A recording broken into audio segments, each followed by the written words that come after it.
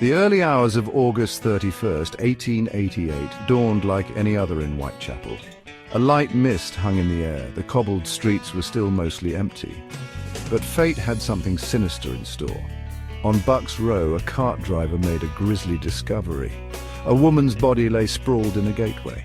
Her throat was slashed, her clothes askew. The news spread through the neighborhood like wildfire. Curious onlookers gathered, their faces pale with horror. This was no ordinary murder. This was butchery. The woman was later identified as Polly Nichols, a woman trapped in the unforgiving cycle of poverty. Little did anyone know her death was just the beginning. This was no crime of passion, no impulsive act of violence. This was cold, calculated, and ruthless. The Ripper had announced his presence, and Whitechapel would never be the same. The city held its breath, bracing for the terror that was to come. Jack the Ripper wasn't content with simply taking lives. He sought to defile and desecrate. His victims, all women, were subjected to unimaginable brutality. Their bodies were mutilated, their throats slashed with surgical precision. Organs were removed, showcasing a chilling anatomical knowledge. The murders escalated in their depravity. Annie Chapman, found murdered on Hanbury Street, bore wounds so horrific that they defied description.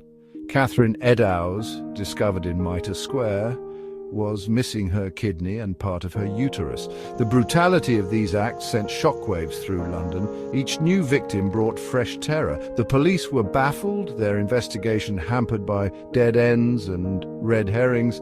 The killer, a phantom blending into the darkness, seemed to vanish without a trace. The city was left to grapple with the reality of a monster in their midst. Whitechapel, a labyrinth of poverty and despair, became shrouded in an almost palpable fear.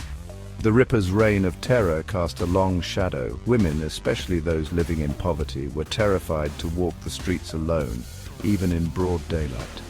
The police presence increased, but it did little to quell the rising panic. Suspicion ran rampant. Neighbors looked at each other with distrust. Rumors swirled in the dimly lit pubs and crowded marketplaces. Everyone was a suspect and no one was safe. The murders had a profound impact on the social fabric of the East End. Families were torn apart by fear. Women were confined to their homes, their lives shrinking under the weight of terror. The once vibrant streets of Whitechapel were now haunted